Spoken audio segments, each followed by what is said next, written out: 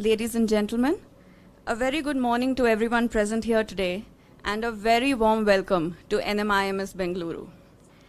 It's a special day today. 108 is considered a sacred number. It's considered the basis of all creation. And we are all gathered here today for the 108th session of the Lawyers Roundtable Conference. It's a special day because we have amongst us Mr. J. Sai Deepak, a man who does not really need an introduction, and Mr. Prasanna Mysore, who has several accolades to his credit. We welcome you both to NMIMS Bengaluru. It's a special day also because NMIMS Bengaluru is the first educational institution to be hosting the Lawyers Roundtable Conference.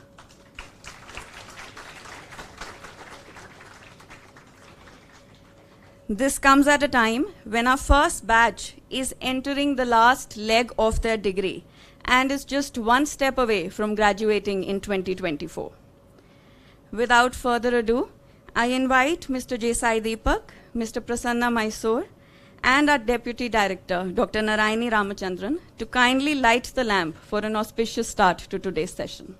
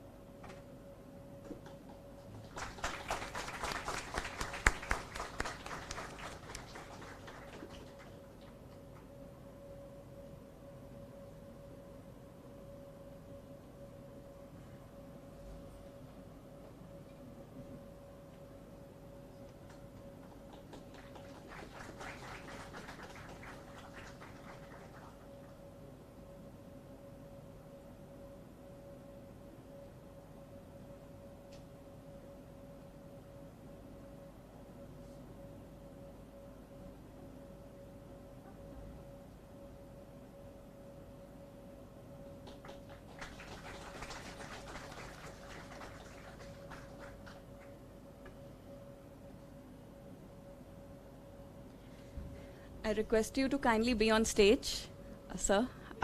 I would like to invite Mr. Eklavya, Director Placements, to kindly present a token of welcome from our side for our guests.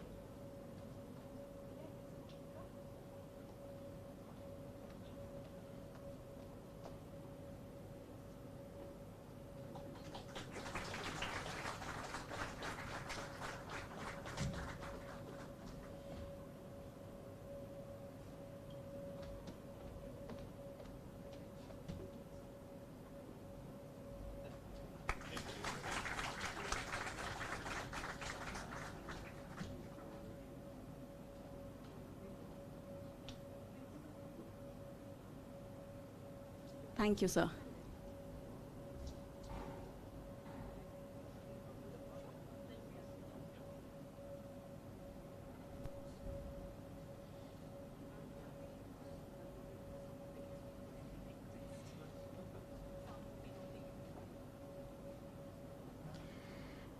As I mentioned in the beginning of the day today, Mr. Prasanna Mysore dons several hats.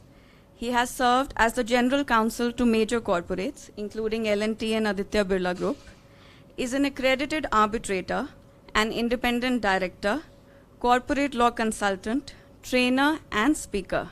And for School of Law, NMIMS Bengaluru, he is also a friend, guide, and mentor. Mr. Prasanna founded the Lawyers Roundtable, or the LRT as it is more popularly known, in 2014. And as they say, persistence will get you there, but consistency will keep you there. So 9 years and 107 sessions later, the LRT continues to thrive as a knowledge forum, renowned knowledge forum for lawyers all over the country. I would now like to invite Mr. Prasanna himself to throw more light on the journey of the LRT and to do the honor of introducing the man of the day, Mr. J. Sai Deepak. Sir.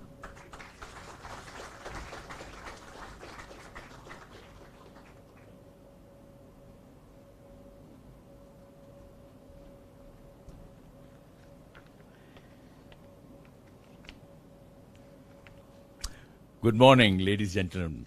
Good morning. Good to be here for the second time. I think last time I came and had an interaction with the students, it was absolutely, took me back many, many years when I was a student of law. When I came back to Bangalore after my 25-year stint in Bombay as a general counsel, I was wondering how could I actually make use of time gainfully. So with the help of 2-3 other lawyers, we decided why not we have a kind of a round table. And I was quite fascinated when more people started endorsing this idea and they started actually supporting the whole thing. So in 2014, it was officially launched. And I'm indeed happy that we're celebrating the 9th anniversary of LRT with the 108th LRT being conducted here. LRT is a free-to-attend event. It's absolutely no commercials involved. We find a sponsor who will actually host the event. Typically, when we have physical meetings, it is between 12 noon and 2:30. And the sponsor will make a presentation and also host lunch for all the participants. In the 69th LRT, the pandemic struck. But undaunted by that, from 69th to 99th LRT, we started having virtual LRT. We had very, very good speakers from different parts. Justice Indu Malhotra, then we had Shyam Diwan, then we had Dushyant Dave, we had so many other well-known lawyers sitting in their chamber and then addressing the participants in different parts of India because it's being live streamed. And mercifully, the pandemic sort of slowed down and the 100th LRT was held, and we had the Justice Venkatachalaya, the former Chief Justice of India, gracing the occasion and talking to us and putting us all to shame that we suffer from severe memory lapse when compared to the kind of recall he had. It was absolutely incredible that he could even recite from a book which he read 20 years back. Amazing person and a person to be revered. Since then, we have been having regular meetings, and I'm indeed very happy that we are actually having this here in an educational institution, because I'm a lawyer. I was born in a law school, and to actually celebrate LRT in a law school is a crowning glory. And to have Sai Deepak here with us is absolutely icing on the cake, let me say that. So thank you, Sai, for being here with us. Thank you.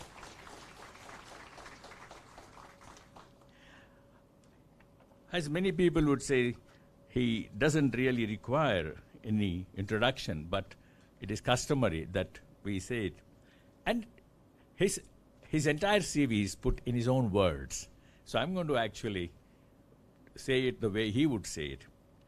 I practice as an independent counsel primarily before the High Court of Delhi and the Supreme Court of India, with bachelor's degree in mechanical engineering from Anna University and law from IIT Kharagpur 2006 and 2009. I began my career as a civil commercial litigator in July 2009 with the NCR-based firm Sri Krishna and Associates, and was made associate partner in March 2015. In 2016, I founded the law chambers of J. Sai Deepak, set up an independent practice as a counsel. I am briefed by law firms and solicitors to represent parties primarily before the Delhi High Court, the Supreme Court of India, the NCLT, also appear before the Madras, Telangana, Calcutta, Bombay, Karnataka, and Himachal Pradesh High Court. I would not like to read the whole thing because the time with Sai Deepak is very precious. And he has, of course, a time constraint. He has to leave the campus around 2:30. So without much ado, I would like to invite Sai Deepak to address all of you. The topic that we have given to him is the changing landscape of commercial litigation. But that's not the only thing that he would sort of limit himself to. He's quite open to interacting with you after his formal presentation. You are welcome to ask questions which you think are sort of on top of your mind, particularly students who are in the management school. You also can understand the kind of business environment and how litigation actually either facilitates or impacts business, and what kind of situation you are getting into when you actually embark on your own businesses. So multiple things, Sai Deepak can talk on any subject under the sun, and that's the advantage of having a person like him. So, ladies and gentlemen, I present to you Sai Deepak.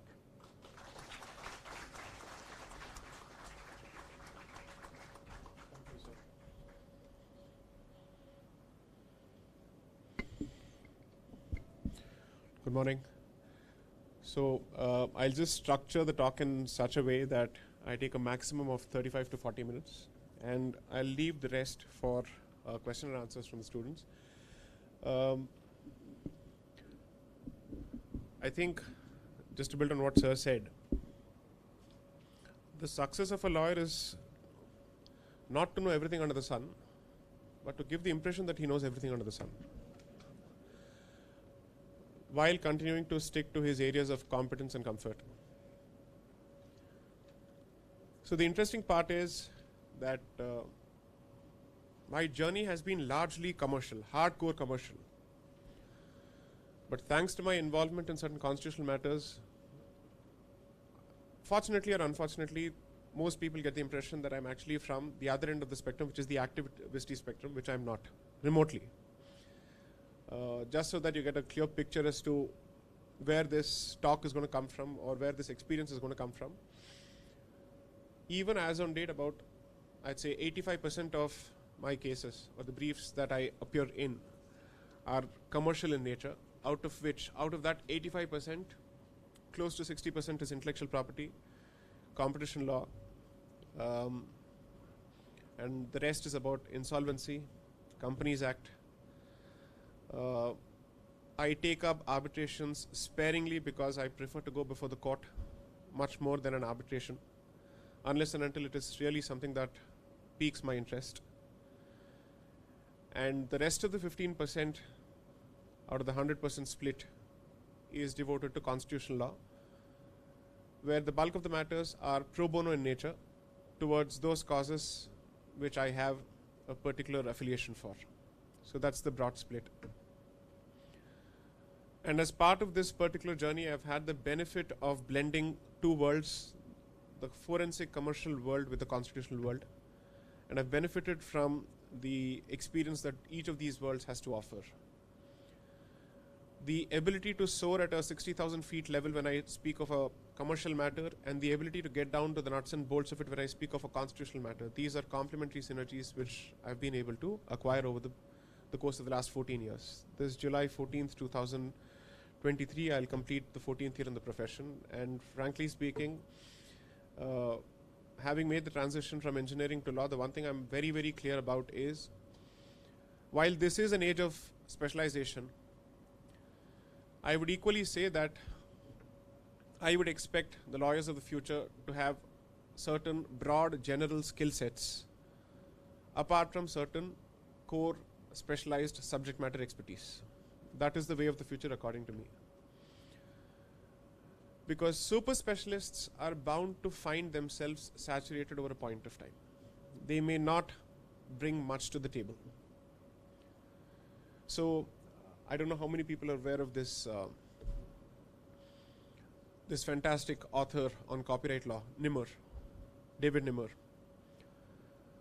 If you were to actually look up his CV and his qualification, try and guess what would his basic strengths be. What do you think he must have done his majors in? Just take a shot. Okay. Literally Greek and Latin. Literally Greek and Latin. And from there, for the man to have actually made the switch to IP and specifically specialize in copyright law and also speaks extensively on technology related subjects, it's unbelievable. So the practice in some of these jurisdictions is that every 7 years a lawyer is expected to revisit his area of expertise and perhaps make a switch so that you don't suffer from a rut. And there is also a growing, let's say, physical realization or a health-based realization for this. Studies tell us that lawyers are more prone to Alzheimer's. And there's a good reason for this. Because after a point, thanks to your specialization, certain parts of the brain don't function. You stop using them, especially numbers. And in the process, once that particular part of the brain starts going numb, it starts taking a toll on your memory and other aspects as well. So it is actually in your best interest to constantly revisit your specialization and make sure that all parts of your brain work.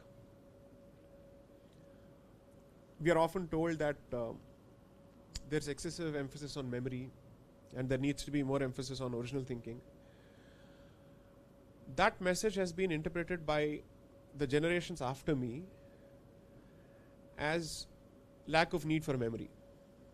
And I don't think technology is exactly aiding that process. It has actually worsened it. Even I can't remember phone numbers the way I used to 15 years ago. So I think these are certain meta traits which I'm very alive to, particularly as part of practice. Because COVID has done one thing which is brilliant, which is to make us paperless when it comes to arguments. But it has also taken our ability, it has taken away our ability to remember which side of the file on which page number is the document to be found, because you're now looking at it serially. You're not looking at it this way or that way. So it has taken a toll on your ability to remember files also. I've seen this personally happen. So anyways, coming back to the topic, thanks to the law school and to Prasanna Garu for actually extending this invitation. He's been kind enough to indulge me with dates of the right kind. And I'm happy to share with you whatever little I know. So here's my suggestion. Treat the opening monologue as merely a primer. And once the Q&A starts, milk this session for whatever it is worth from the perspective of your future.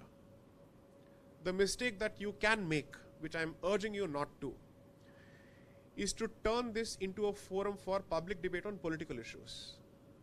I'm happy to do so. I'm more than happy to do so because frankly, I'm happy to defend any of my positions. But every person dons a particular hat before different kinds of audience. So I've come here in the capacity as a lawyer. So you choose what you wish to ask and how do you wish to make sense of this particular session. Do you wish to create a sensationalist YouTube video out of this? The choice is yours. Or do you actually want to go back with a few takeaways which help your career? That's your call. So I'm going to try and stick to the topic as much as possible to make this relevant for you more than for myself. Now coming to the question or the issue of commercial landscape, the changing commercial landscape, I think it's important for me to set out a few caveats and disclaimers so that you know what I know and what I don't. I have zero idea of transactional practice.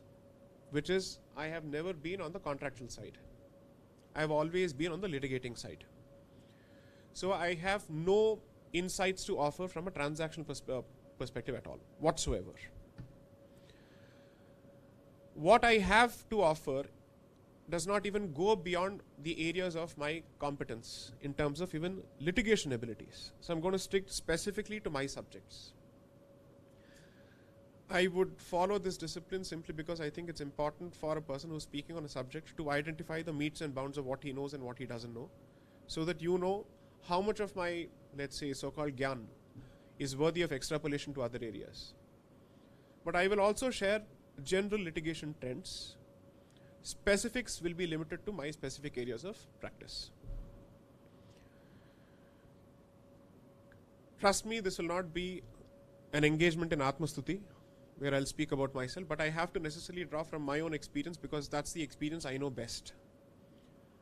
With these caveats, take whatever I say with a pinch of salt, because every journey is extremely unique, especially in the litigation fraternity. No journey is comparable to another, because it's a question of the backgrounds that you're bequeathed with, the kind of opportunities that land on your table, which is a function of destiny. And then comes the function of your talent, which is what do you make of the opportunities that destiny has placed on your table. I think these are several factors here. By and large, what I see is there is a decent chance that we may not see mega law firms anymore. They will be forced to break up one way or the other. For the simple reason that the legal market over the world is maturing in terms of asking for boutiques with, let's say, strengths in allied subjects. So for instance, if we were to talk of intellectual property, what are the allied subjects?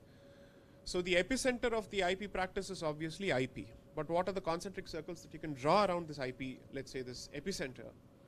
Arbitrations, increasingly on the IP side. Antitrust law. And specifically, if you speak of patents within intellectual property, then the regulatory side on the pharma side or the agricultural side. Because that has a huge bearing on your ability to launch a product, your ability to anticipate red flags by way of litigation, and your ability to understand how much do you need to stock in your warehouse if you want to dump your products in the market before you're sued in court to say, product's out, there's no point of recall, I don't have the ability to take the product back. So at the very least, the product that's out in the market needs to be sold. These are the kind of strategic things that you're expected to be aware of. Then the fourth aspect, which IP lawyers and super specialists of IP are beginning to realize, is their poor understanding of contract law. Because IP lawyers tend to focus heavily on substantive IP and not on the transactional commercial side. And gradually, even litigators who used to be pure IP specialists are beginning to understand contract law better. The reason, perhaps what I'm trying to point out, is some of these silos are gradually being broken as a consequence of industry demands. So the industry wants you to know your area plus certain areas, so that you're not forced, or they're not forced to go to multiple lawyers for the same transaction. And they want a comprehensive analysis. Otherwise, if you were to send the IP part to the IP guy, the contracts part to the contracts guy, he's going to speak from his perspective, and this guy is going to limit himself to his universe. And there is rarely a meeting ground between two different areas of practice, unless there is, let's call it practiced empathy, which is you know what he is saying and why is he saying. And that's not going to happen when the universes are completely different.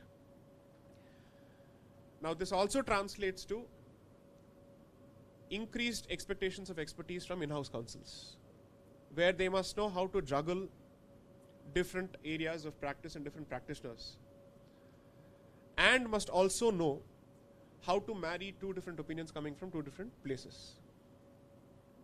3, previously people used to go to big law firms because that's the most Googleable law firm. Now it has given way for much more informed referencing. So what is the scale of economies that works between a big law firm and a small law firm? Because a big law firm has multiple streams of revenue, it is capable of undercutting its price for a particular area of practice. which makes it difficult for a boutique to compete with it from a price perspective, because ultimately it boils down to money, fee schedules, hourly rates, so on and so forth. But when they realize that they are actually throwing peanuts and they are bound to get monkeys in return for a particular subject, gradually the industry is saying, I'm happy to pay an extra buck for value addition when it comes to a particular area. This trend I've seen especially during and counterintuitively during the lockdown, because you would expect people to go in the direction of much more cost effectiveness during the lockdown because legal budgets were being slashed across the board. But they realized that since the complications are much more and you need a much more nuanced opinion which is in tune with both the realities of the subject and what's happening, they decided to focus on value addition more than money. And the transitions happened. 3, the other side of the equation is that boutiques cannot afford to be hyper specialized boutiques anymore, both ways. And the best part of the last 5 or 6 years, and this is a suggestion that I made when I entered the profession, is that very few law firms seem to have academic research centers. Not just for regulatory affairs, but from a policy making perspective.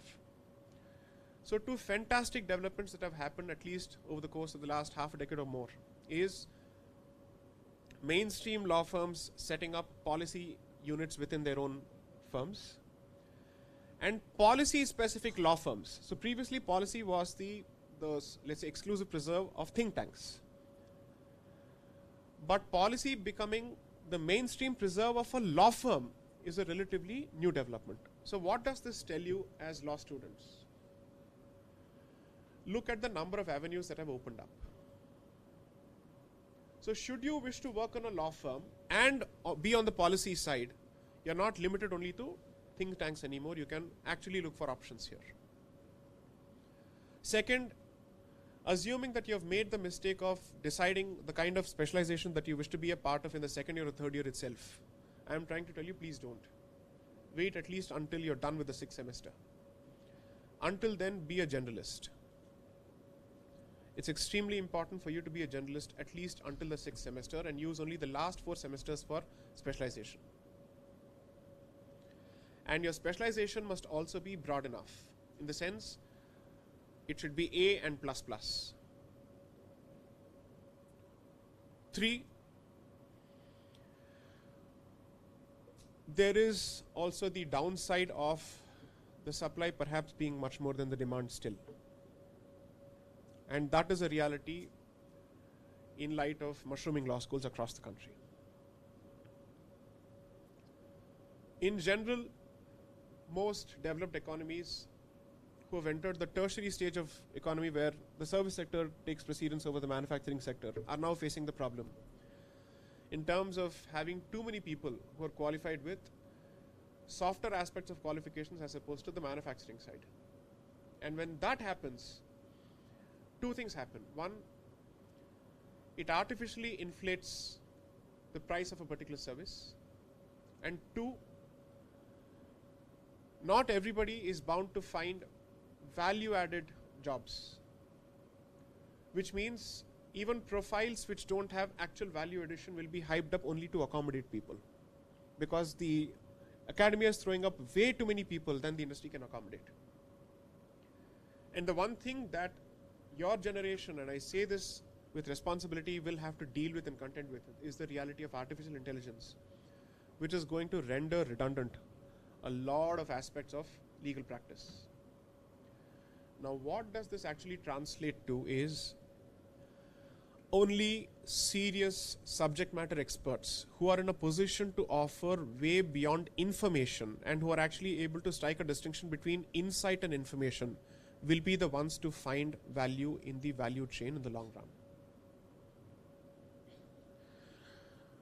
And with research being reduced to something that AI can do, your strength comes not in finding something out, but in framing the right question to find something out.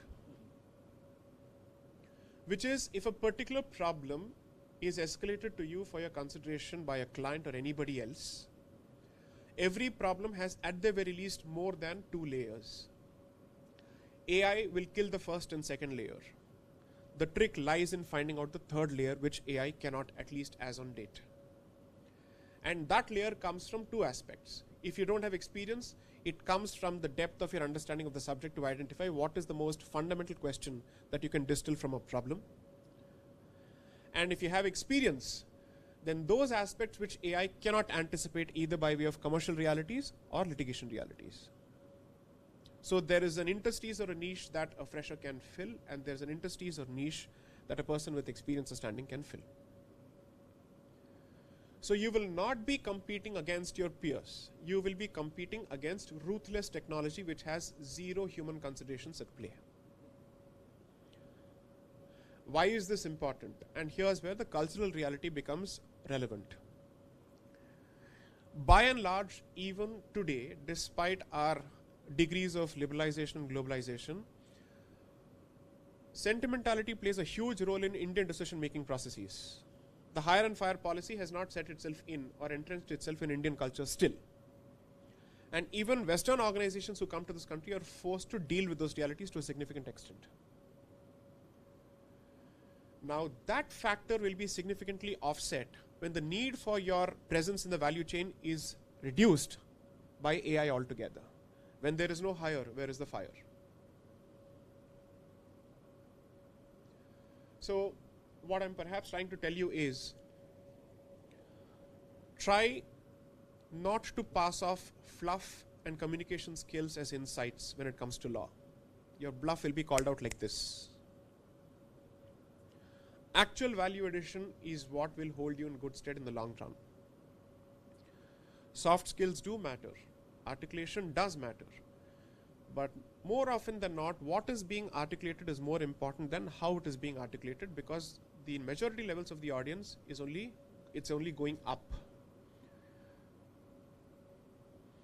2,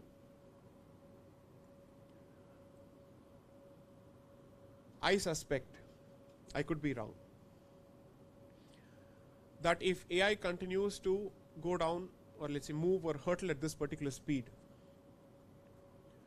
certain people who wanted to practice law fully may need to have safety nets.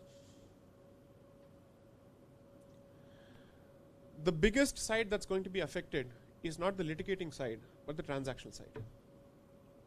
Those who perform, or let's say survive on DD, due diligence. Those are aspects which have translated to huge billables all these years, thanks to the number of hours consumed and thanks to the number of people who are put on the bench to perform a particular activity. That's where people are going to try and cut it down. Litigation still has a significant degree of subjectivity involved. There's an element of reading the judge more than the law, right? These soft considerations make it difficult for AI's penetration to be faster when it comes to litigation. And therefore, perhaps I'm trying to tell you that enter the courts if you really want to survive, for multiple reasons. Litigation forces you to come up with certain inputs which go beyond mere encyclopedic knowledge, because it throws up situations, it throws up aspects which are related to either procedure or a confluence of procedure and substantive knowledge, which plain and simple research will never be able to throw up. Because live realities force you to deal with a lot more, let's say, permutations and combinations than you can actually think of.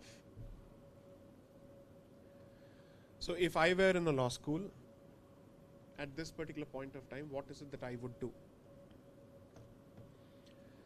I would also focus on creating hardcore tech-savvy lawyers, not just tech lawyers. Lawyers who are extremely savvy with technology, who are comfortable with it. Because I suspect that at least 30% of the crowd that flocks towards law schools does so out of fear of numbers and science. That can't happen anymore. That cannot happen anymore. Every profession at some point will need to equip itself with coding skills. So if I were to actually think of a curriculum for law school, coding would be an integral part of legal training. Second, one aspect of legal training today which suffers seriously is understanding of economics and econometrics, both being different. I don't think lawyers understand economics as much as they are supposed to, and they certainly don't have the ability to understand econometrics yet.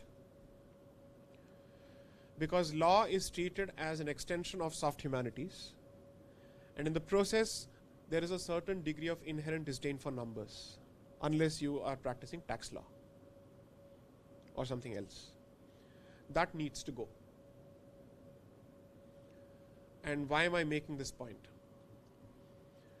In the realm of civil commercial litigation, especially because we are trying to project ourselves as the go-to place for investment, foreign investment, one of the things that corporations expect is first an active judiciary which is conscious of rights, and also a judiciary which is comfortable with a culture of awarding damages, which Indian culture still doesn't. Indian judicial culture does not.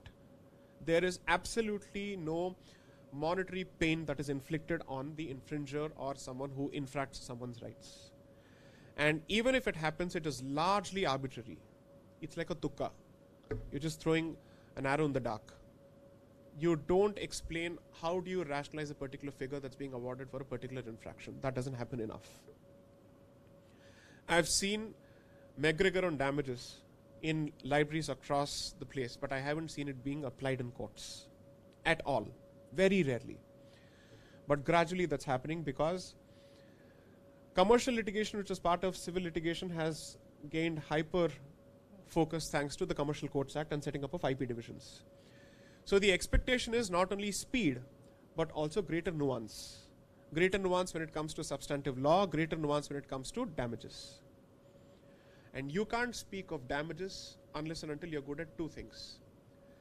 Knowing how to establish your right or entitlement to a particular figure.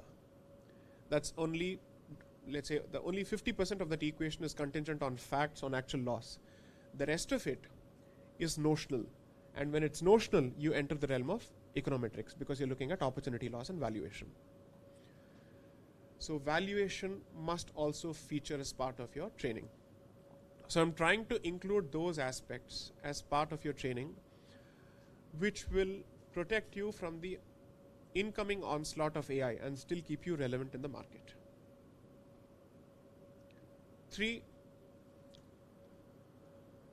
I benefited from a particular exercise in law school because I'm the product of the first batch of a law school. So I know the teething issues that most people go through if you're the product of a first batch, because you're the guinea pigs. You're the jeev or the jantu on which the shodhan is being done. It is the curse of the eldest sibling. As the eldest sibling and also the product of the first batch of a law school, I went through everything possible. So this is where the experience is coming from, which is that you're bound to face a lot of competition in mooting circles. You're a nobody, right? Because you don't have an established legacy to fall back on. And brand makes a huge impact even in markings when it comes to mooting circles. Anybody who tells me otherwise is lying. I've been there, I've done that, I know exactly what happens. So what is it that you can do and you should do to stand out when there is an excess of supply? Is find a skill that gives you the maximum possible access to the widest possible audience. And there is no substitute for writing till date. If I were in law school, and if I were allowed to interfere with the functioning of a law school, I would focus excessively and extensively on writing for multiple reasons. For 2, let me give you the best possible reason. Whether you take up transactional practice or litigation practice, the one thing that's expected of you is to be good on paper. From drafting of advice to, let's say, internal opinions, to preparing a research note and whatnot. Close to a year and a half is spent in, let's say, the first years of your training, the first formative years of your training, where people are trying to teach you how to write. It is a tragedy if people have to be taught how to write after coming out of law school. That has to be done within law school. At least that skill set must be crystal clear.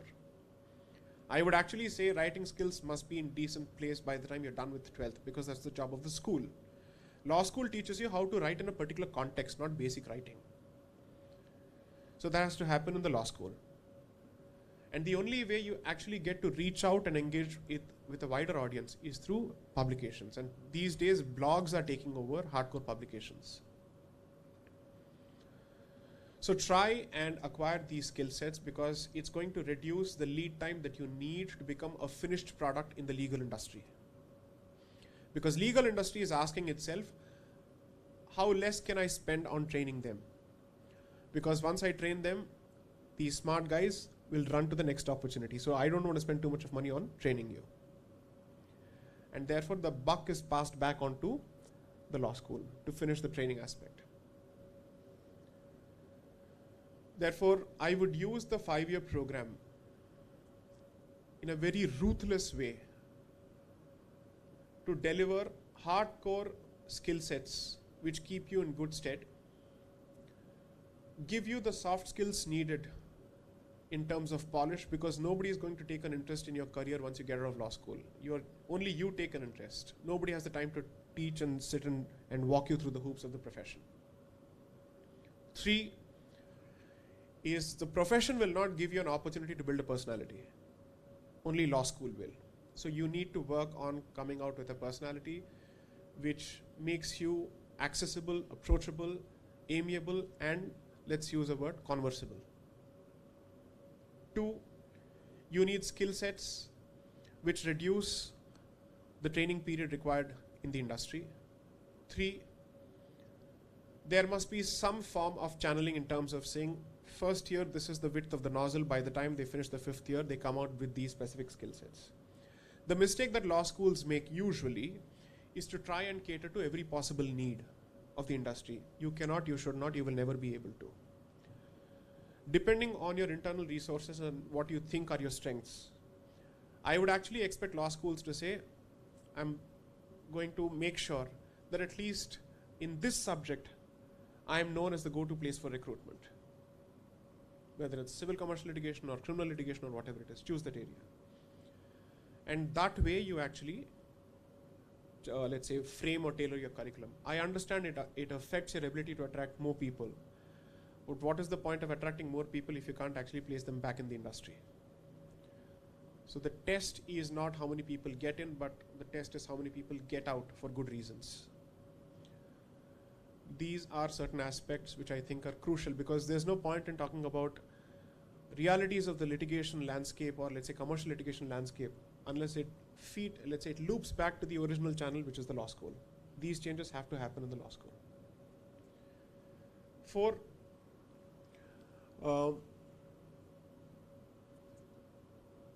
thanks to institutions of which I'm a product,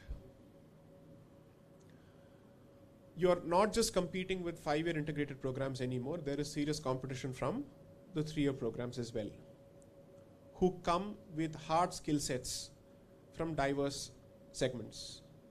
Engineering. Thanks to my law school, now engineers taking up law has become the new normal, and I can take significant credit for it without being immodest or modest about it. 100%. I know of the number of people who made the transition saying, sir, we want to do this. Although that's not what I want them to do. I'm just saying be good at what you're doing. But they have made this transition. So what does that mean? Those areas of practice where there is an expectation of a basic scientific temper or a scientific degree, if you were to compete against them, who do you think is going to be the natural choice for the client? So automatically, certain areas of practice, you will be at number 2 by default, unless that presumption is rebutted. I'm not saying it is an irrebuttable presumption, but at the outset it's a rebuttable presumption, with the presumption leaning in favor of those with science degrees. That's one of the reasons that certain national law schools wanted to clamp down on 3-year degrees, because they wanted to stave off competition. But I don't think that's the way to go about it. There's no point in trying to be relevant by killing competition in that sense. So these are the broad points that I wanted to share with you. Floor is yours. Feel free to come after me. Go ahead. No, my energy is better when I stand, so let them start.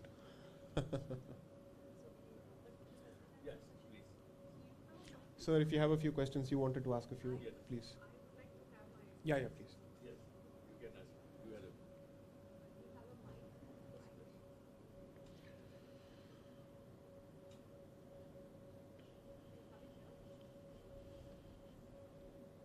Your area of play as part of this Q&A session is law, legal practice, and I will make room for impact of your public positions on your litigation practice. No problems. I'm open to those questions. Thank you very much, Sai Deepak. It's a wonderful speech. I would prefer to take notes on, because I think my students had a treat today, what to do, how the landscape is in front of them. So my question would be in benefit of them. See, you are a person, when you were in IIT Kharagpur, you wrote a blog on the merger, which has been cited, had the pride of being cited in the court cases. While I was reading that about the information about you, I was wondering, writing is an important skill that you have also emphasized to my students. If most of them would like to start with a blog and create their digital footprint, will it have a positive impact all the time, or will it go against them when they are building up their career? Because digital footprint is going to have an impact in their career. Right. So if I had started a blog in my own name, it would have fallen flat as a law student. So what I did was to become a part of a brand in the first place, and Spicy IP was a brand by the time I had started writing for it in 2008. I'm not asking people to fall prey to publicity stunts. That is a temptation that you should seriously avoid. I'm asking you to take up academic writing with a lot of rigor. So the go-to portal will continue to be serious publications and journals in the first place. Today there are enough and more blogs on several subjects. So what is the incentive for people to come and read your blog? Who are you? Blunt question. That question will show you your place. And as a litigator, we know how brutal this question can be in a court of law. So there's no point in jumping to blogs immediately. I'm saying start with academic writing in the most serious way possible, in the old school way possible, because it continues to impose the necessary academic rigor in terms of citations and whatnot. Go through those filters first. Only when you know that you have the ability to subject yourself to enlightened review and that you have something of value to offer by way of original inputs, then you make the transition to blogging. Otherwise, blogging is a lazy way out instead of subjecting yourself to academic rigor. And all you'll be focusing on is that you look at the traffic data. How many people read me today? As opposed to asking, did I make sense today or not? Yeah. So I'm asking you to look at this exercise from a priority perspective. The priority is to subject yourself to criticism, not to adulation. And that can't happen if you start with blogging immediately. Okay, so if you really want to write, then Indian corporate law, that's a great blog. Spicy IP continues to be good, notwithstanding my ideological differences with it. And there are quite a few such let's say blogs, so to speak. The filtration process there is serious because they have a brand to maintain. Spicy IP continues to be among the foremost blogs that the US Library of Congress continues to look out for updates on Indian intellectual property developments. So there's a filtration process, there's a brand, there's a quality control. It's important.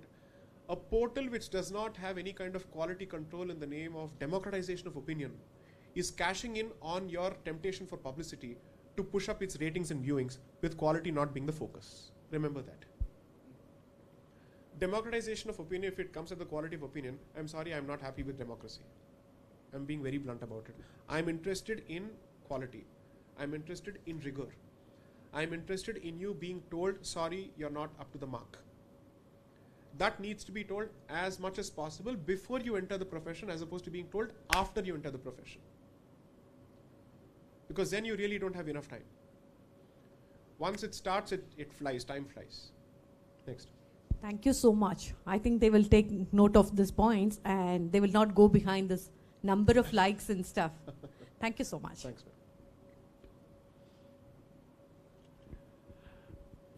ma'am. Don't be scared. Go ahead and ask. Yeah. Yes, sir. I'll ask a question. I think the students would certainly follow up with other questions. Just one clarification. Yeah.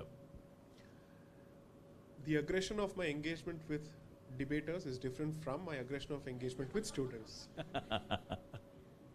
So feel free to ask. Next. Yes. You know, when I became a lawyer, young lawyer, my father insisted that I start doing the back office work, understand how the court system works, etc. And then, of course, writing was given a lot of importance. We didn't have word processors then. Right. Then it was very important for him to put me through the grind of doing trial work, Right. examining witnesses and cross-examining them and all that stuff, before even he gave me the first appellate matter where I could actually address the judge in a matter which involved an appeal. I'm a bit saddened that in these days students are under tremendous peer pressure. Which law firm is going to recruit you? Which law firm have you joined? Which law Right. firm did you intern? Right. All these become severe pressure points, and the students are under tremendous pressure. And then everybody wants to go into what is known as a corporate practice, like you said, the transactional practice. And the very purpose of Dr. Madhav Menon founding National Law School Send was people to to courts. send people to courts. Correct. Why has the system failed, and what should the students do to overcome that particular mindset of sitting in an AC room and not even seeing the court one day? Okay, this is actually going to open the floodgate for a lot of answers. Because there is a trend which I've been noticing,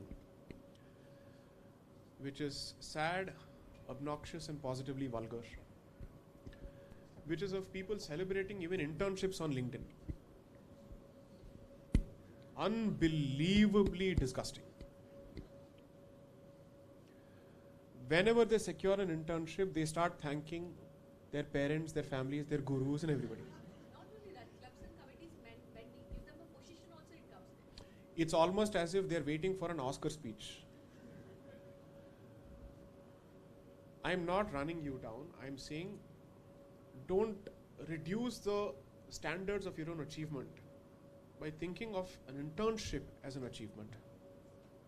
No matter how much law firms put you through, let's say, that kind of artificial delusion that securing an internship here is the pinnacle of your achievement. Don't do that. The real world doesn't care. In the process, a serious platform has been reduced to Facebook. A professional platform such as LinkedIn has become absolute garbage now. So makes it so irritating to actually visit some of these profiles now. Or at least, unfortunately, they end up showing on your wall. You don't want to see them because it tells you of the falling standards in the legal profession at the lowest level possible. 2,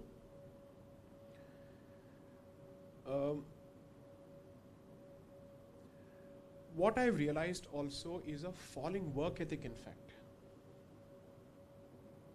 Because there are too many distractions. And people make the mistake of expecting work-life balance in the first year. Okay, do it. I'm nobody to decide or tell you what your priorities must be. Then don't regret that you're just an also-ran after a few years. There's only a threshold to which you will reach. And this is a profession which literally tells you that sky is the limit. You're being given a quadruport Maserati or a Bugatti or a Lamborghini, and you wish to run it at the pace of 1984 800 Maruti model. Do it.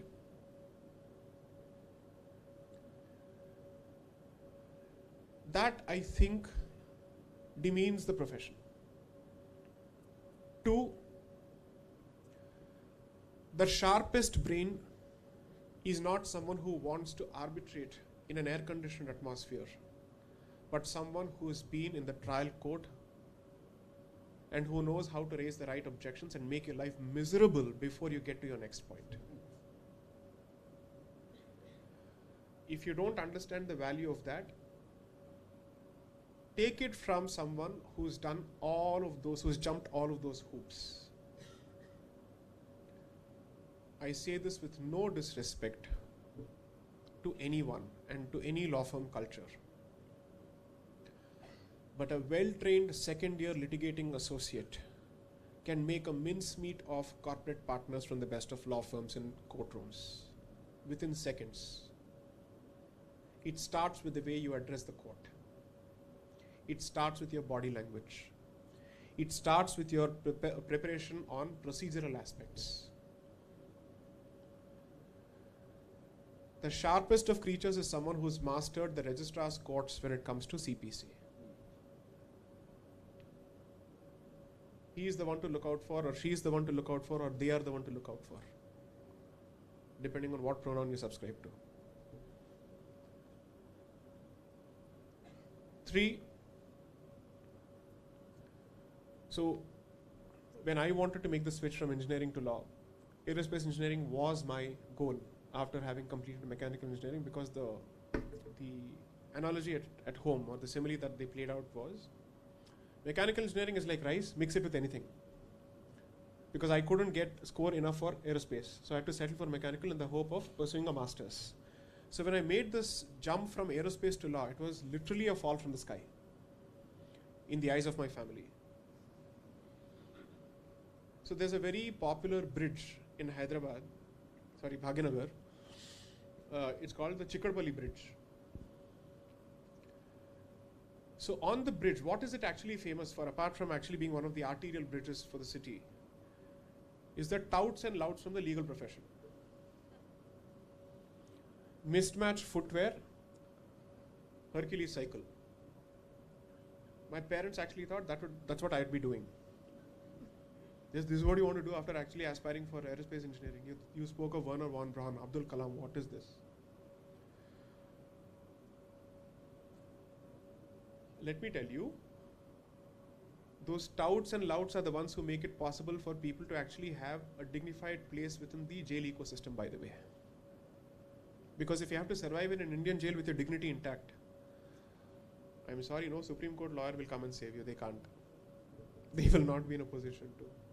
Because the reality of that place requires a different creature altogether. So every place has its, let's say, its own solutions. And the worth of a solution is not, you don't judge it on the basis of its pedigree, but on its efficacy in a given environment. So a lot of times people come and tell me, sir, why didn't you go to this court and argue? I said, I'm useless in that court. They don't even know who I am. Why will I go and argue there immediately? Because they're not calling me because of subject matter expertise. They'll call me because they think I have face value there. I said, I have zero face value there. You want me to come and turn it around for a different reason, I'll do it. But if you think I have any face value there, no, because each of those courts will have their own dons. And you have to respect their positions there. That's how the profession works.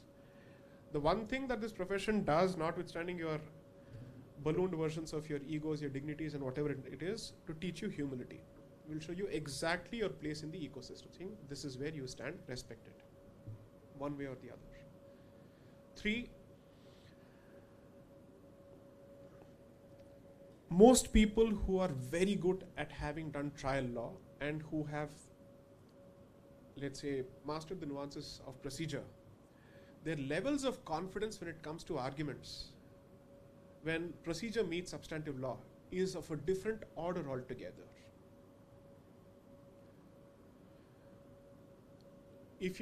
What do you think ultimately after a point the legal profession survives on? It's not just your recognition in, let's say, before foreign clientele, but will people in the registry know, oh, if this man comes or if this person comes, he knows what exactly he is doing. You cannot fib or faff around him. He knows where the file is stuck. He knows what is the problem with the objection, because he's done this, he's been there, he's seen all of this.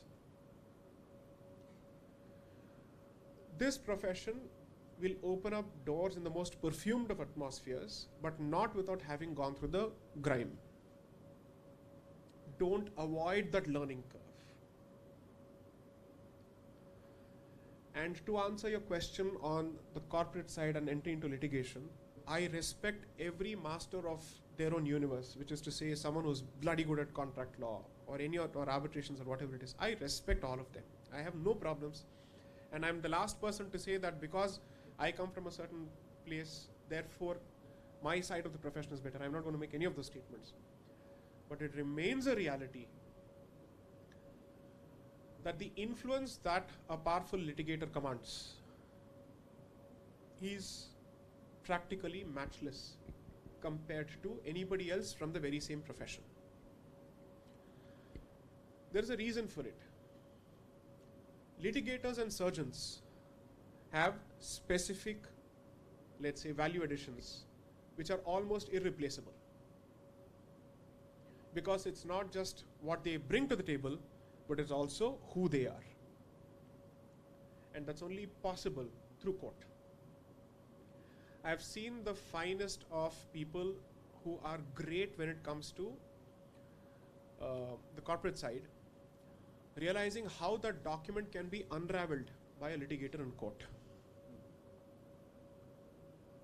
I am partial to the profession, or let's say the area of the profession I come from, but I've seen these realities objectively speaking.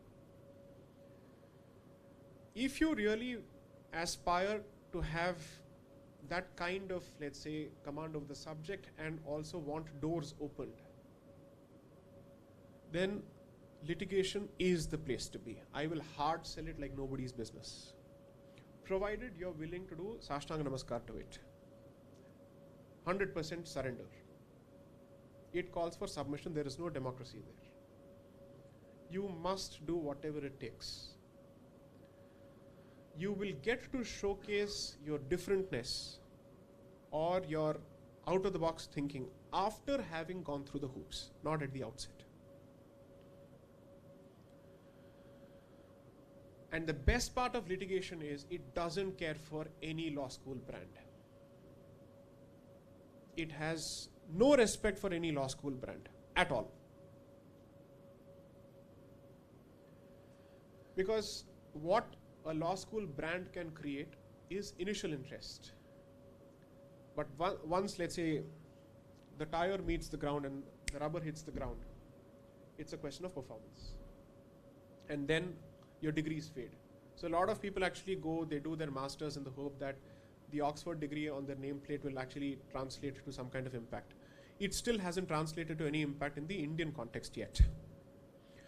It makes an impact only in certain circumstances, when if there's a particular specialization that you have come equipped with, which India is not in a position to offer yet. So for instance, IP taxation, IP valuation, these are specialized subjects where we still don't have enough programs in this country. There is a need from the industry side which the academia is not able to fulfill, and therefore those degrees from outside make a huge difference. But outside of that, gone is the charm for the Oxford and the Harvard LLMs anymore. Nobody cares. And most of us have wizened to the fact that Indians are nothing but glorified, enticed, seduced cash cows for these universities, so that they take your money from your LLM program and put it in the form of endowments for their JDs. And scholarships are created for the ones who study from the US. That I don't think I would want to be subjected to. I don't want to be welcomed with neon signs, given an Indian welcome with garland and coconut water and everything, only to know that my money is going to somebody else as opposed to me getting anything, because there's no placement guarantee also after your LLM. So it's at best a glorified 9-month vacation beyond a point for people who have the means. It's not even a full year, it's 9 months. And mine is a middle class Indian brain. I'm paying for 1 year, I'm getting only 9 months. That's the bang for the buck I'll start looking for. Next.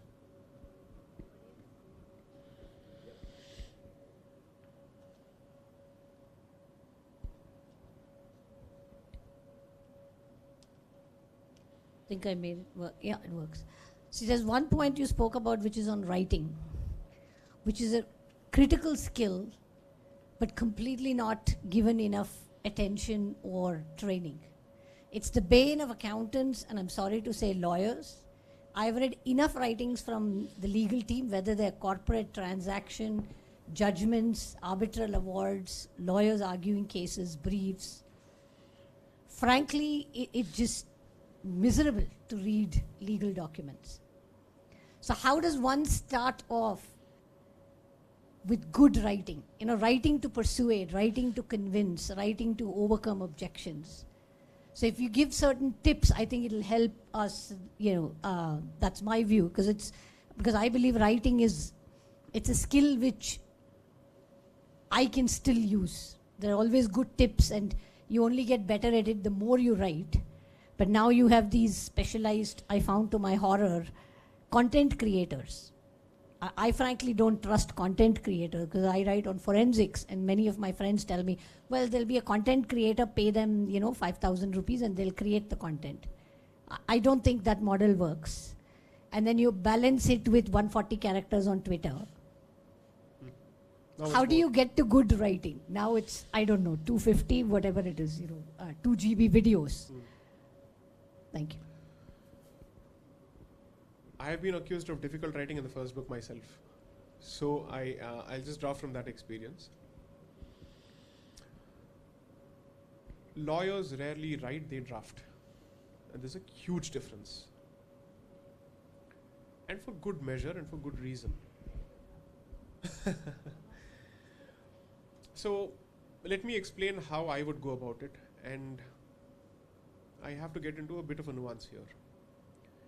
If I'm preparing a legal note for, let's say, an in-house counsel on a matter of taxation, over the years when I used to draft advice and opinions as part of my briefing days, what I would do is, the first is the non-negotiable legal jargon. I'll tell you why it has to be included, I'll explain that. And finally is the simpler summary in terms of the way forward. And there's a reason. When you try and make it simple, unfortunately still people assume it's a mark of lack of knowledge or it is lack of depth. Simplicity in communication is equated with shallowness in knowledge. There's a perceptual barrier there which we try to overcome. And jargon is a measure of knowledge apparently. This no single person can change without affecting his own fortunes in the legal profession. Because you know what? A prospective client who is shopping for options is not going to go to one lawyer alone. He's going to go to multiple lawyers. So he says, he's written it so simply. And the other fellow is bombarding him with language and so on and so forth. Tell me how in-house counsels operate.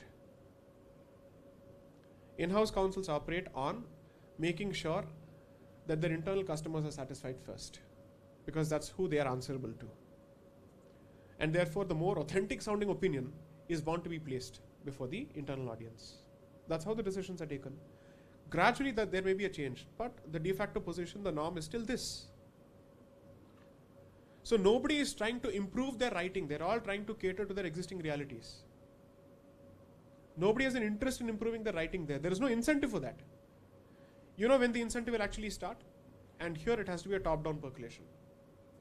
When judgments stop quoting Justice Krishna Iyer for language or trying to replicate him, because not everybody is a Justice Krishna Iyer, or when they start with Bertrand Russell, Thoreau, why you don't have any Indians to quote or cite or what? What is this dying need to quote people from both sides of the Atlantic? You've been independent for 75 years, for God's sakes. Have some originality. And nobody is asking you to write a book, we are asking you to write a judgment. So come to the point quickly. The judgments that you got from either sides of the Atlantic run into 70 pages, even on the most constitutional of questions which go from reference from Federal Circuit to the Supreme Court. They can finish patent judgments in 70 pages, which is hardcore technology and law put together. We can't do that for other subjects. When judgment writing improves, a message is sent that this is meant to be more readable across the board. Obviously, this can't be done for subjects across the board because taxation is a different ball game. Hyper-specialized subjects and technical subjects are different. But at least in Constitution, you make an effort to write something simple and relatable. This message has to come from the higher judiciary. So if you want to take up writing lessons, you should go to academies, not to law schools. Next. Say, query on commercial litigation. Picking up on the comment on in-house counsels. Right. As in-house counsels, we try to filter a lot of the litigation in terms of what really makes sense to go to court. So in your experience, what's the trend that you've seen of commercial contracts which actually reach trial courts, have the penchant to even appeal, go to High Court and Supreme Court? That's one part of the question. Can you rephrase the question a bit more? Tell me the experience this is coming from. As in-house counsel, we try to cut down the number of litigations generally. Right. We balance in terms of what is the litigation cost, relationship between the parties, and a lot of things. Right. So at times it remains a concern in our mind as to what type of actual commercial transactions are hitting the courts for litigation. Right. Right. Because the learnings in terms of what is the judgment, how does it apply, what do we take back from them, Right. that has always been a loop. Right. So what is the trend of commercial litigations you have seen reaching the courts I and people in fact appealing and reaching the Supreme Court on the same matter? Right. Second part, was there a facepalm moment that you had in terms of when you are looking at the forensics of those particular commercial litigations that you branded organization, how could you get this so wrong in your operations? And third, You mean the client or the law firm? the way the commercial contract, the parties to the commercial contract could not really get those Right. nuances right. You wouldn't expect this from Right. such a big brand to have done such a basic mistake. Good question. And the last one, Right. my general comment on commercial contract lawyers is they focus a lot more on theory, dots and dashes. I've gotten a great indemnity, so happy about it. But as a litigating counsel, when things go to the court, is there any advice to the commercial transaction lawyers that guys focus on this rather than something else? So I'll try to roll these into one. So one, big entities are great fans of processes. But when they create such an elaborate process, there is also a huge room for slip through the cracks. And there is also an unfortunate tendency in terms of having multiple points of answerability. That's obviously human psychology at play. But the litigation reality is either the record is not clean enough for the matter to be taken to court, or sometimes there is a fix of getting conflicting signals from within the same entity. That has actually happened. 3, there have been these faux pas moments where you end up wondering, how did this brand make such a mistake when it has had a specialized team sitting for this very reason, for this particular area? There I actually assume that what happens is, as an organization grows, it is intent on creating a process as opposed to focusing on human intervention. I've seen this happen way too often. Startups or even mid-sized entities are sharper when it comes to litigation and are more willing to out-of-the-box litigation strategies, which are risky. Obviously, because they don't have a name to lose yet. So brands take certain decisions where the brand image sometimes overshadows legal strategy. It eclipses legal strategy significantly. And where they should actually concede and cut their losses and walk out, they make it an ego business. We can't be seen as walking out of this litigation through a concession. In the process, they hurt themselves even more in court by embarrassing themselves. So brand consciousness and litigation realities seldom go hand in hand. 2, after the coming into force of the Commercial Courts Act, obviously there is a huge spurt. But the unfortunate reality is the coming into the Commercial Courts Act has not translated to greater speed in disposal at all. It's been, the ordinance came out in 2015, the act came out in 2016, we're in the 7th year right now. I'd say the 8th year of the trial. I haven't seen too many people actually expediting the process. What are the benefits under the Commercial Courts Act? Case management hearing has been provided for, which means if a party wants to present 10 witnesses to prove its case, the judge gets to ask, why 10 witnesses? Come down to 3 or 4 at best, explain what is it that each witness is going to talk on. I am not going to let you protect this trial for long. 2, oral submissions can be time bound. Excessive focuses on written submissions. These are actually good practice, because I don't see the point of treating courts as a place where a lawyer falls in love with his own voice. You have to quickly come to the point. 3, the brilliant option of providing for summary judgments in commercial courts, and also making it suo moto, where a court actually believes that even if the parties don't agree, or even if one of the party doesn't agree, I believe there's a case made out for suo moto summary judgment. These are great aspects. Then serious proscriptions and discouragement of filing documents until the last minute. I still haven't seen too much of emphasis on its enforcement. So nobody can come and tell me that there is a lacuna in the written letter of the law when it comes to expeditious disposal of commercial litigation. No, it exists. The law exists, but the culture hasn't changed yet. Also, because which litigating lawyer will have the incentive to jump for a summary judgment when he can make more through the trial? That's where in-house counsels will have to step into the picture and start asking these questions. You have this option. Explain to me, why do I need to suffer this litigation for 5 years when I can see this one way or the other in maybe one and a half years at best? Maybe in-house counsels have their own compulsions. I don't know. I leave it at that. 3, what suggestion would you have for a transaction lawyer based on litigation experience? I had the good fortune and the bad fortune of doing a litigation in the Hanover District Court against Continental, which manufactures these tires, the German major, for an Indian startup which was asserting its copyright over its enterprise resource planning software, ERP software. Guess what? The matter was finished on day 1 and we lost on day 1, and that was the end of it. Because the way they read contracts and the way we read contracts are very different. And I think it's got to do a lot more with theological background and cultural, let's say, background. I'll explain why.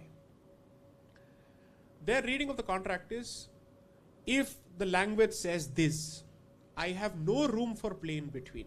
It's like reading the Bible or the Quran. That's what I'm trying to tell you. This is where it stops. It's literalist, practically. But the Indian brain looks for all kinds of middle paths.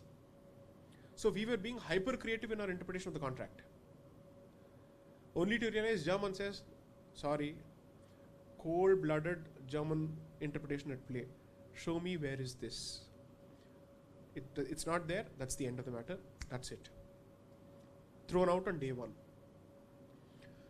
And when the other aspect also is that district happens to be the place where the organization has its headquarters.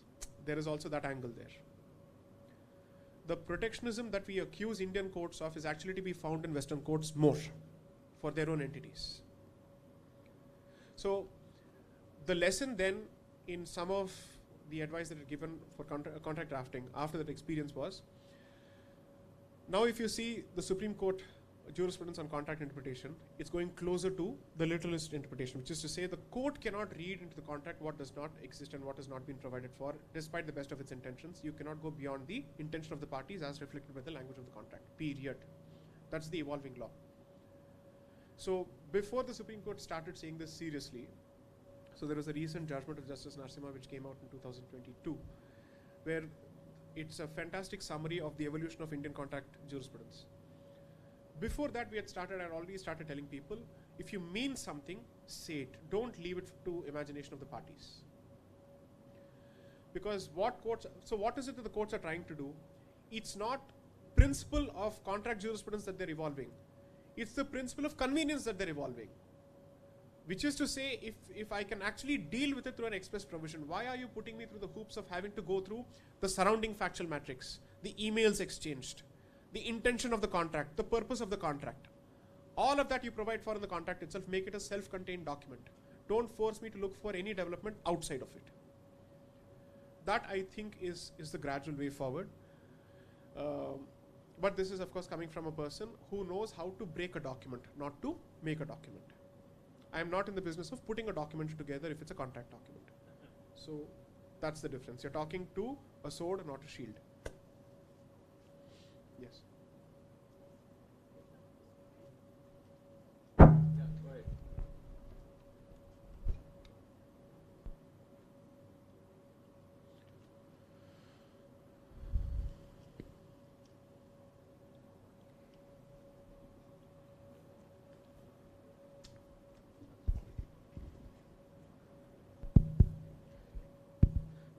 Good afternoon, sir. Good afternoon. I'm not from legal side. I'm a finance faculty. But listening to your important advice for the law schools, especially about the tech-savvy importance as well as the AI.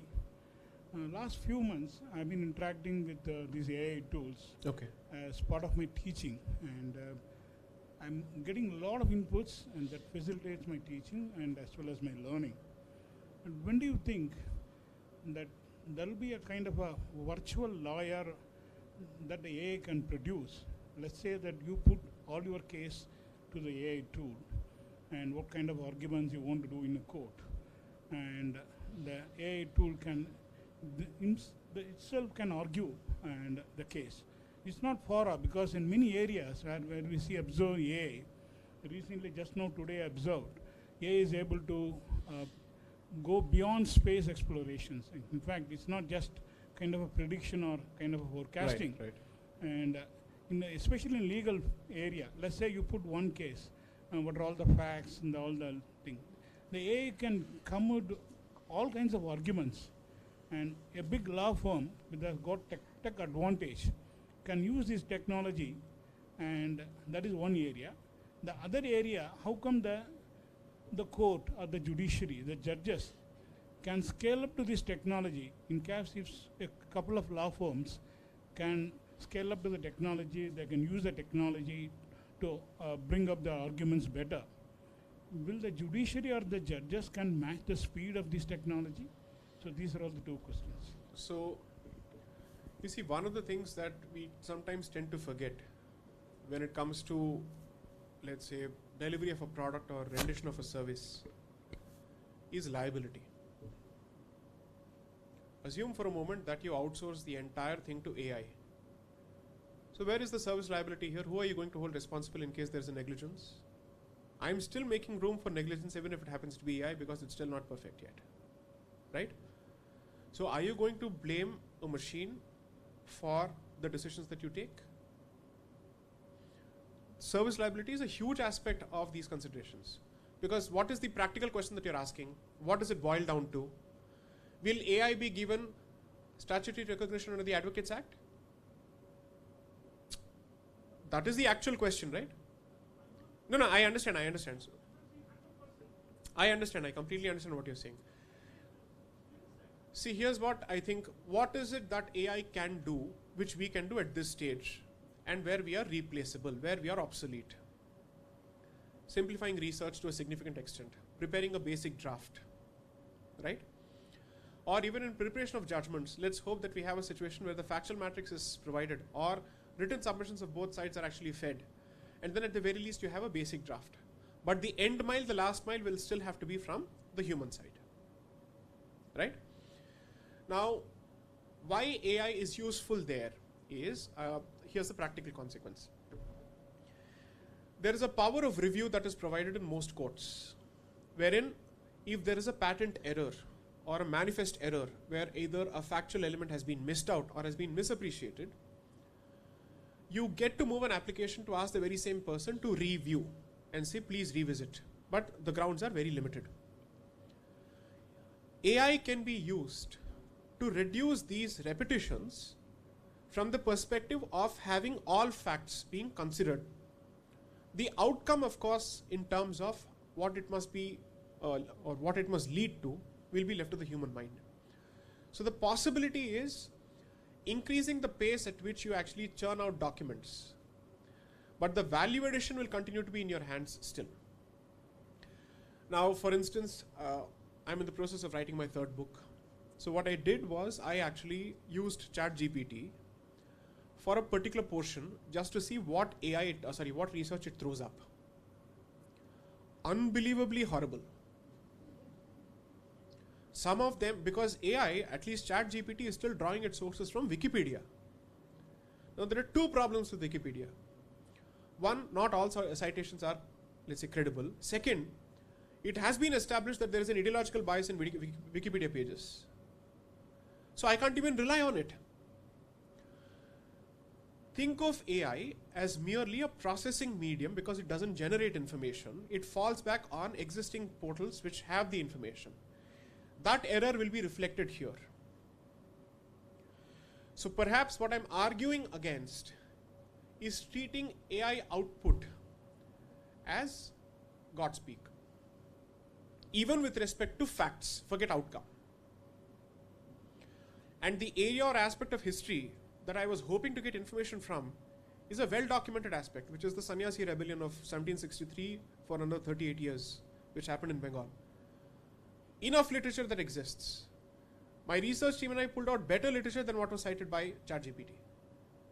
So what I did was I asked the red team to go through the ChatGPT route. I asked the blue team to look at it through actual documents.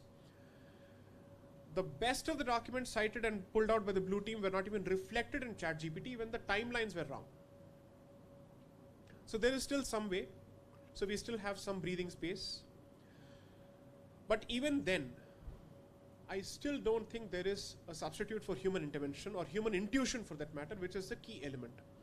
There may be an element, there may be a substitute for human intellect, but not intuition. Intuition is extremely different. The day AI can, let's say, replicate intuition, we have done away with the concept of God. Because intuition is what makes us different. It's not intellect. Every species has its own degrees of intellect depending on its evolutionary journey. But what makes you different is the X factor, and the X factor is intuition.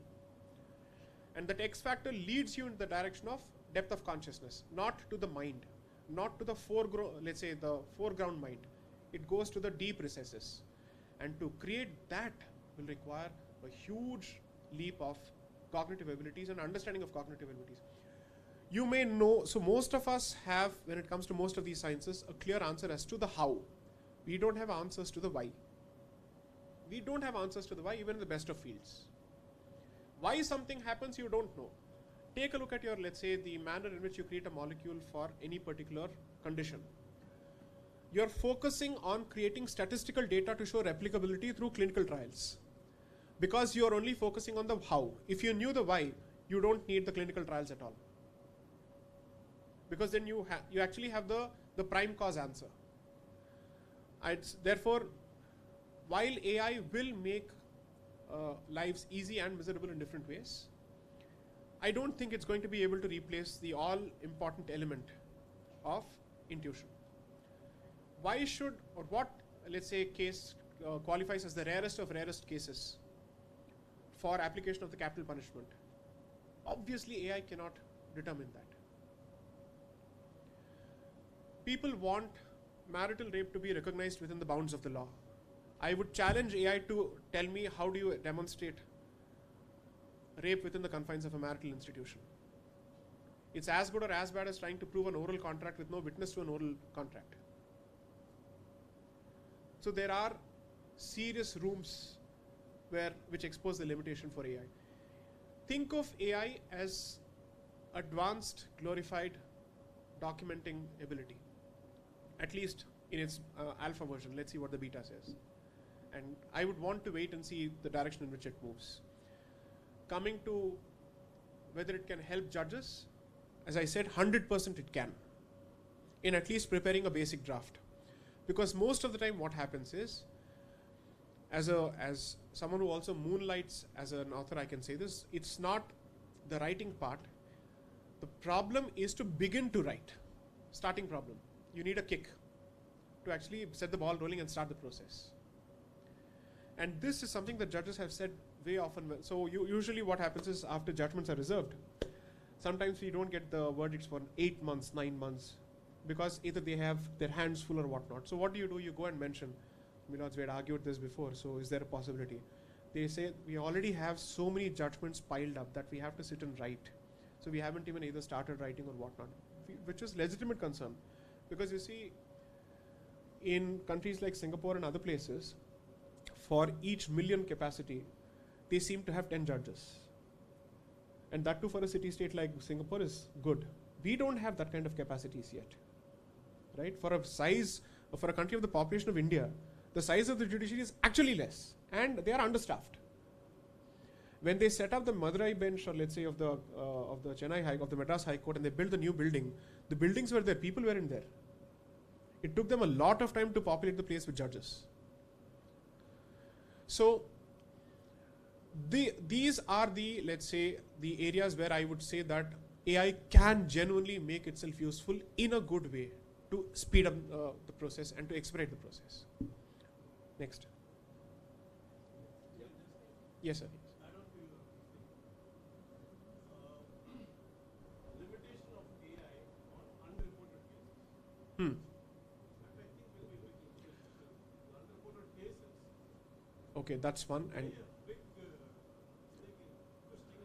what has been my experience. Correct. From a tax angle, that's what I've been. in fact, this to add to your point, what also happens is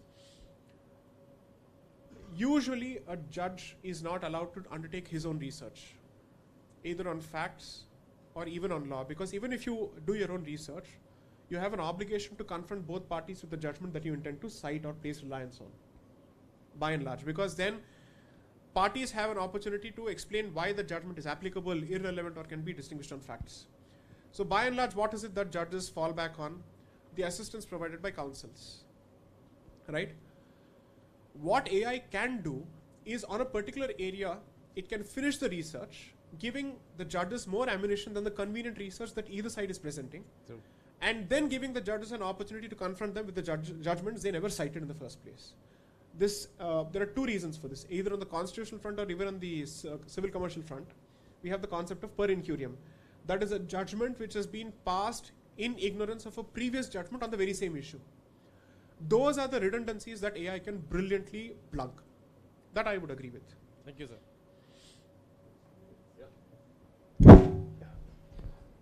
Good morning, sir. Good. My name is Abhyuday, and I am in third year of my BBA LLB course. Yes, please. And my question, I have two questions basically. The first one is that there are certain departments, certain areas under the ambit of Government of India, and certain areas which are not practiced by hardcore lawyers. Right. They are being practiced by CA, CS, or many other technical aspect people who are coming up over the CAT and all. Right.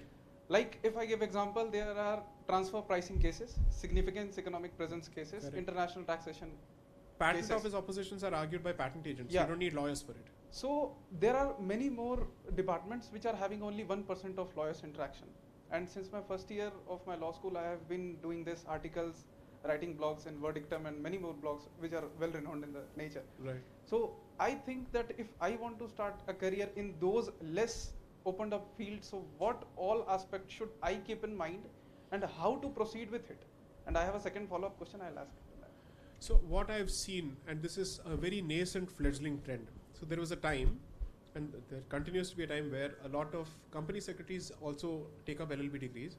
I'm seeing the reverse happening now in major law schools, wherein people with integrated programs, realizing that they need hardcore commercial exposure outside of the law, on the accountancy side and so on and so forth, are doing company secretaryships also, or even CA.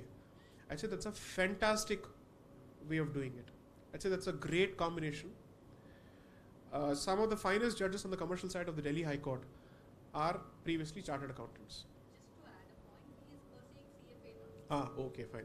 Then seems like I've read the trend right. So, and this started with some of my own law school juniors from my law school who were engineers who were pursuing their law and then started doing a company secretariat also. So I think that's the way of being a step ahead of the crowd, simply because it adds more value to your degree.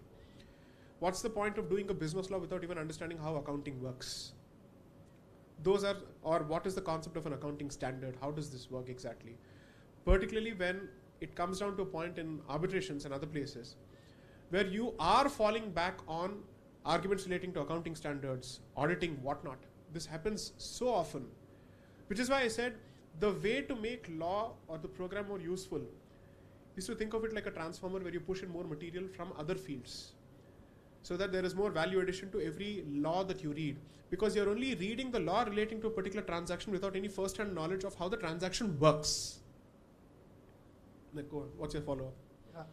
And adding on to that, as I myself am pursuing CS executive as well, so I know those perspectives which you told. Right. And secondly, my question, which is not related to this thing, is you talked about writing content, Right. or majorly writing or drafting, and then reading blogs and website and many more things. Right. So there is a very hairline difference between misinformation and spreading of hatred or own opinion. Like, we have the right to express ourselves under fundamental rights, Right. but there is a very hairline difference between Right. the spreading of hatred and spreading of misinformation. Right. Which one of our delegates have already told about the content creators which are present on social media platforms nowadays. Second year, first year law students are telling how to get bail under 438 and 439. Right. They are talking about anticipatory bail, whether they don't even know that anticipation or anticipatory is not even the word which is in the BARE Act. Right. So how to identify those hairline gap, the parity, and exploit them in the court of law as being a litigator after 2 years. Like, I will be in my 5th year, 6th year, then I want to do this thing. So what all the aspect I should explain the circumstance you're actually dealing with. I'm not able to wrap my head around it. Explain. So I'll come up again. Right. There are many content creators who are not qualified, Okay. who are under qualified, under knowledgeable, Right. but having a great account of audience. Okay. So they are spreading up misinformation. Understood. And there is a second class of content creators who are spreading hatred and spreading their own opinions on that particular matter. Okay, take it. I won't take the name, but there are many channels, many social media profiles who are doing these things. Right. So how to take up a difference and how to proceed with this loophole of law that which is having no regulation on these things? It's as good or as bad as asking how do you plug fake news. I'm sorry, but see, the question is, which serious in-house counsel or litigator is reading up these portals to actually gather or glean information? I would judge the person actually. Because garbage will continue to be produced. But whether you have the vivek or not to actually understand what is gold and what is garbage is a function of the barometer within your own headspace. Okay? Look at it. You're not going to be able to control the supply side beyond a point in terms of the content that's created. It's only going to increase because content creation has become the new job filler. Those who don't have any of the skill sets to offer, they become content creators. I'm not accusing most people. I'm saying by and large, I've seen this happen. You know why? Journalism degrees are producing more content creators than journalists. That is a fact. Nobody is actually taking up these mass communication degrees to come out with ground reporting or anything.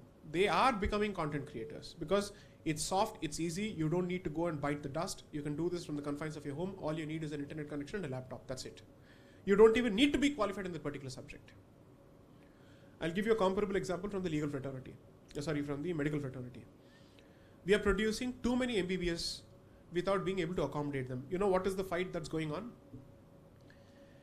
So for clinical subjects, such as pharmacology, where you don't need an MBBS degree, but you actually need a specialized knowledge of clinical subjects, they are called non-clinical subjects.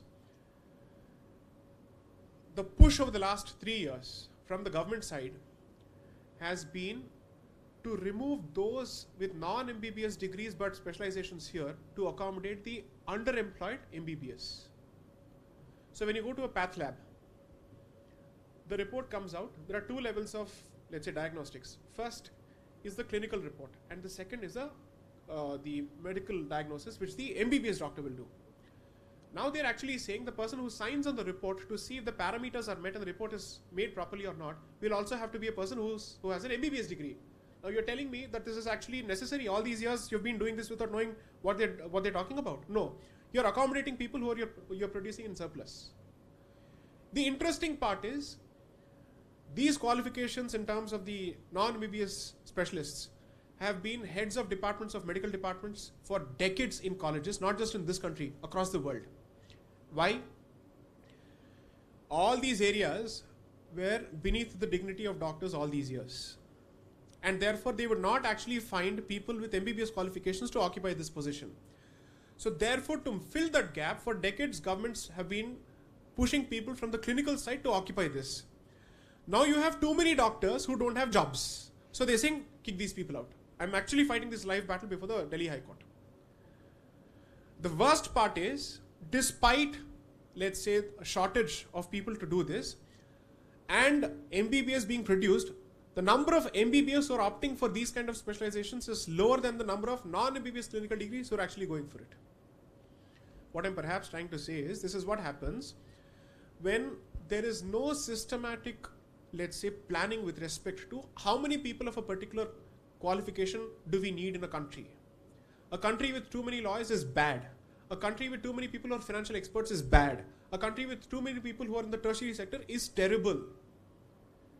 Because you're seeing the live example of that in the form of United States, which has eroded its manufacturing capabilities completely, focuses on becoming the capital, let's say, market, let's say the epicenter of financial services in the world, and now it doesn't know how to even produce a battery, and finds itself entirely dependent on a trade adversary such as China. Take away the financial district of London and you will see UK crumble within months. Today it has, UK survives only on two aspects, I'd say broadly three. One, it is the safe haven for all white capital crooks because of their extradition rules. Two, financial services, London continues to be an important center. Three, tourism. Beyond that, they have nothing to offer. Really nothing to offer. So, in the age of social media, democratization of opinion, where every Tom, Dick and Harry feels the need to say something because he thinks he knows something, and he also has the tools on his handset, not anymore on let's say on your laptop, to push out that information, the consumer is expected to be wiser, not the content creator. The burden has shifted. There are no liability rules here. The only thing that you at least hope is when he comes out with an article, he at least says, I am just a student, at least make that fair disclosure. Or whether you have a degree or not, say that at the bottom so that we know how much of stock to put into your opinion or not. There is no legal, let's say, remedy for this. Not happening. Thank you, sir. Yeah. How many more questions shall we take, sir? Hello. So it's 1:20, we can take until 1:30. Yeah, sure. Because I don't see the point in overstaying my welcome. Good afternoon, sir. Yes, my please. name is Yashwant Reddy. I'm a Yes. fourth year law student at NM Bangalore. So I have 2-3 questions. The first one is why is there a lack of integration of technology in the legal industry, be it in any aspect, be it a commercial law firm, or be it an independent litigator practice, or be it large regulatory compliance service organizations, or anywhere else. Right now we are situated in Bangalore. Right. This is the epicenter of innovation. We are seeing startups which are delivering products at a scale and cost which is unheard of. We are competing with Israel, we are competing with Singapore, and I genuinely am a believer in the idea of this is India's coming of age. Why is the legal industry lagging behind? Why is it not catching the the technology bandwagon as it is supposed to? Let me answer each question step by step. So this is your first question? Yes. Right, okay. So first, that trend is actually changing. I can say this for a fact. It is changing. From case updates to integration softwares in terms of maintaining their own portfolios to understand what is the deadline to be met for a particular filing of a written statement and all that, that's happening. That's actually happening. Right. The pace may be a bit of an issue only because you see, by and large, the fraternity has been filled with people who have taken law as a way out of tech-related qualifications. When that composition has changed, automatically you will find people. So in my generation at least, and even before that, in the cities we come from, law never figured in the list of priority options for anyone who is good at MPC, maths, physics and chemistry. It wouldn't, right? I'm saying it's actually unfortunate because it's a beautifully logical subject which requires actual argumentation and reason. I don't believe that law is meant for the refuse of MPC. I would actually say the best of brains must come here. No wonder tertiary degree holders of sciences take up JD in other countries, because they realize how serious the profession is. Indeed, sir. When there are liabilities, there are malpractice insurances and whatnot, imagine the extent of obligation. It is only in this country that within 5 years you become a lawyer and you enter the court immediately. You go to Germany or you go to Singapore and other places, you have to really bust it for 7 years at the very least to prove yourself before you think you can enter the court. What is the consequence? Everybody who walks to court these days is neither prepared with the file nor with the submission. And most of the time it's spent only in seeking adjournments. Whereas there they go to court, finish. It's a rocket docket. You finish it quickly. I was telling somebody that the US Supreme Court takes up oral submissions only twice or thrice a year. The rest of the time it is focused. It's almost like an election bhashan, goes on and on and on, endless. So I think it's a function of the changing profile of the legal professionals themselves. And when they know for a fact that these are the basic tech expectations or infrastructural expectations from the clients, that push is also coming their way. So it's not just about plush offices anymore. It's more about how tech savvy you are. On two fronts. Is the office green? Is the office tech savvy? Period. So I think there is obviously more room for improvement here, but it is nevertheless happening. So much so that, as you said, even individual litigators have started going for these legal tech softwares. That's going on. I'm certainly positive about it. Next. Secondly, sir. So I'm also very keenly interested and keep following up the management trends, like as in how the business landscape is changing, right? How the regulatory landscape is changing, how some of the growing areas right now in India, we're seeing a huge capex push. We're seeing infrastructure being built everywhere. We are seeing investments as the West and UK, as you have pointed out, right, is going towards an economic slowdown. Right. Historically, whenever this has happened, India has benefited out of it. Right. People say that 2008 is a very bad year for US, but in fact, for India, it's great. Cities like Bangalore, Hyderabad, Gurgaon, Mumbai, cities where the 40% of our urban population is going through. Understood. Right? By a large meta idea of all of these things going on and us consuming this fast-paced growth, we often find ourselves with ideas and in the interest of time, come to the question. We often find ourselves with ideas and thoughts which might be which might give certain solutions. Similarly, I was able to deduce that since you have a huge background in insolvency, sir, why are we still relying upon newspaper publications by the resolution professionals? Why isn't there a more open, technology leverage platform? Got your point. I wouldn't answer the question for one reason. I am not an expert in insolvency. I don't have a huge background in insolvency. As an arguing counsel, I argue matters relating to insolvency. There's a huge difference. Okay? So if you were to ask me if it's your core area of competence, I'd say no. But is it your core area of practice? I'd say yes. There's a difference. Yes. Which is, it's not something that I issue advice on a regular basis. What is expected of me as an arguing counsel is to be master of some, jack of all, right? So which means the plane hits the tarmac. I get a call saying, sir, you have to appear in this matter. Here's the note. Here, and briefings go on online when you're on the way to court. You go there, and because of your uptake speed and because you do this day in and day out, you quickly start firing the moment you go to court. That doesn't make me an insolvency expert. So there's a difference here. So I am not going to answer this question as if I am some kind of an insolvency professional or remotely an expert. This is the difference between a solicitor and a barrister or an arguing counsel. Right. If you were to ask me questions relating to, let's say, constitution or intellectual property for that matter, or competition law for that matter, my response time will be faster when it comes to the nuts and bolts of it. Insolvency, I wouldn't dare to answer the question and insult the people who do it day in and day out. I won't do that. Next. Okay, sir.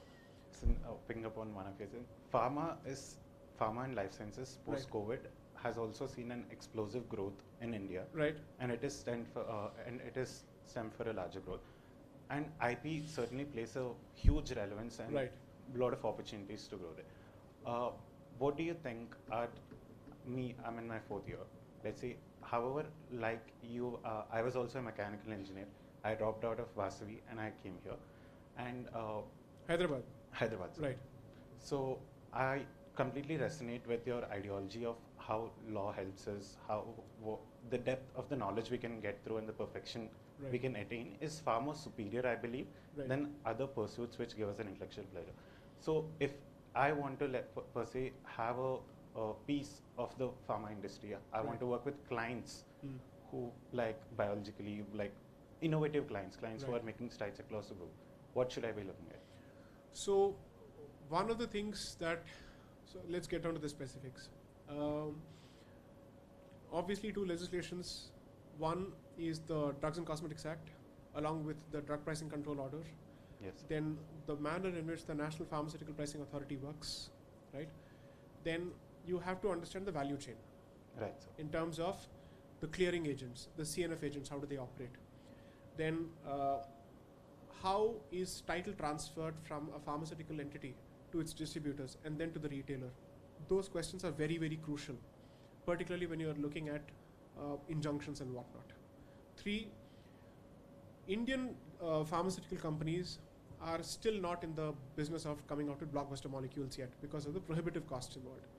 The inflated cost, which we are usually told by a study by, I think, the Tufts University, is it takes anywhere between $800 million to $1 billion to produce one good molecule. And close to about 40 to 50% of it is subsidized by the US government. I don't see that push coming either from the Indian government or the private sector. So the Indian pharmaceutical sector, barring 1 or 2 entities, are largely generics.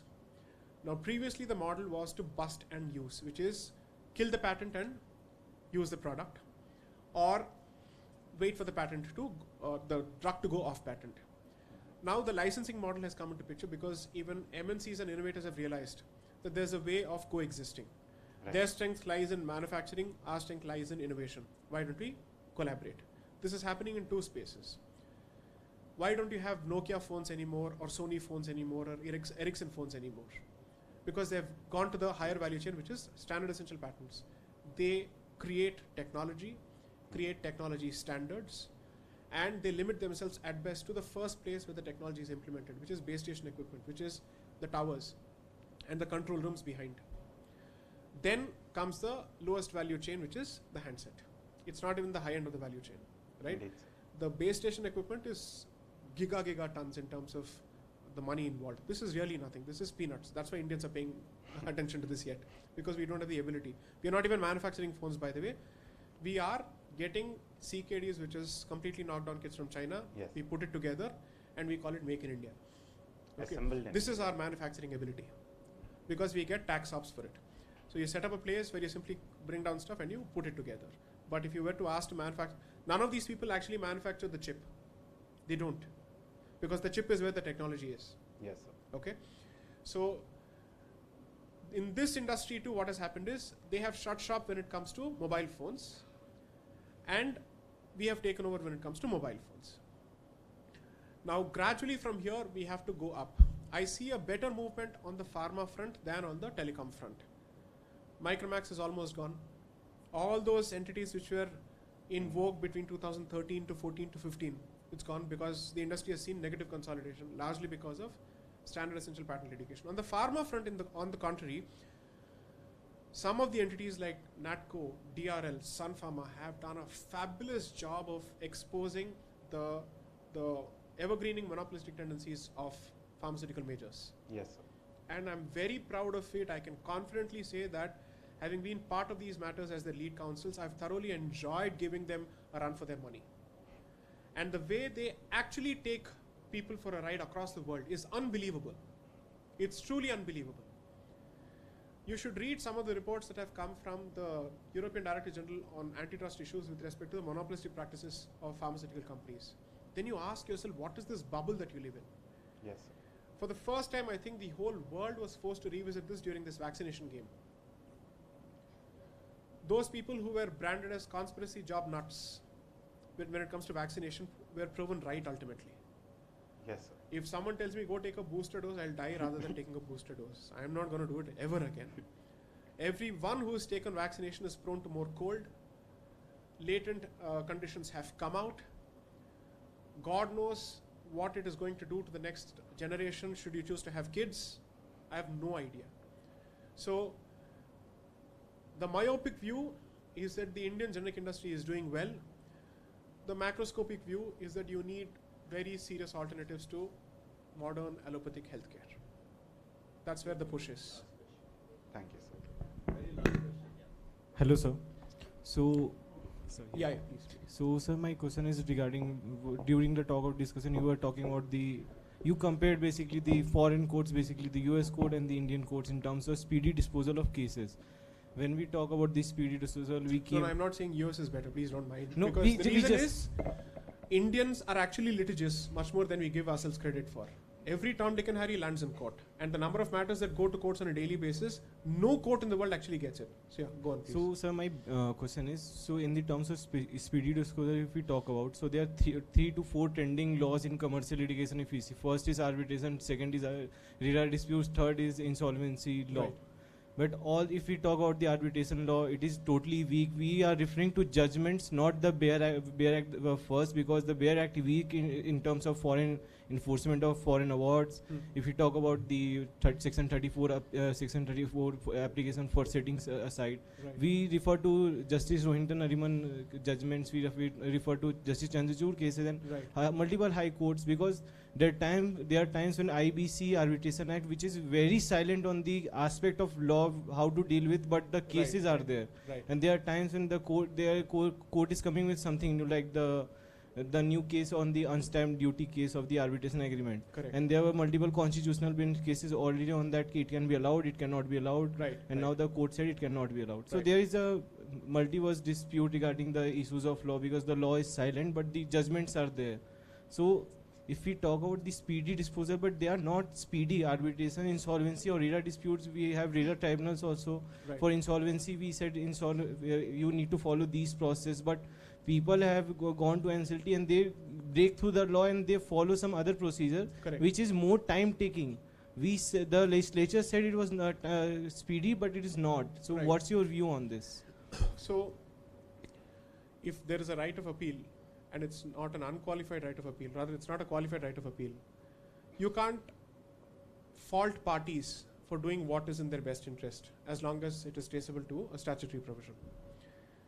Now, if it falls upon, I think, evolving principles of thresholds by appellate courts, saying we will interfere or we will not interfere beyond this point. So, for a good 25 to 30 years, in my home territory, so to speak, IP, the bulk of the litigation was fought only on interim injunctions.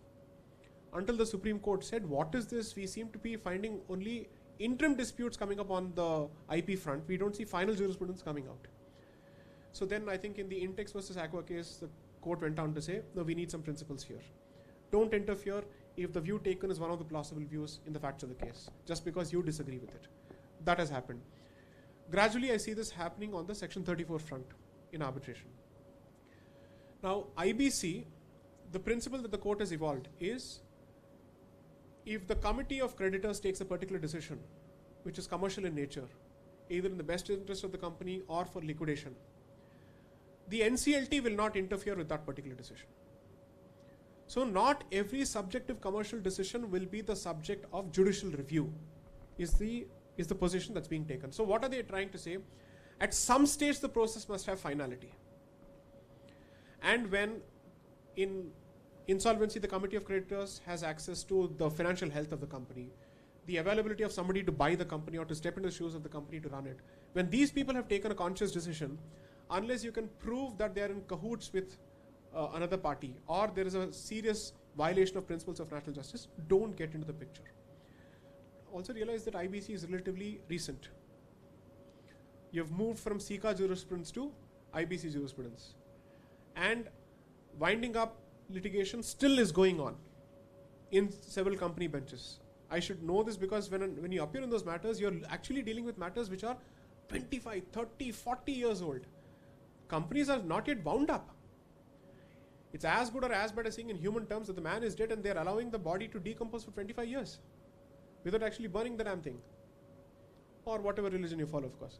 So, considering that, the message needs to come, and again, how will you come to this message?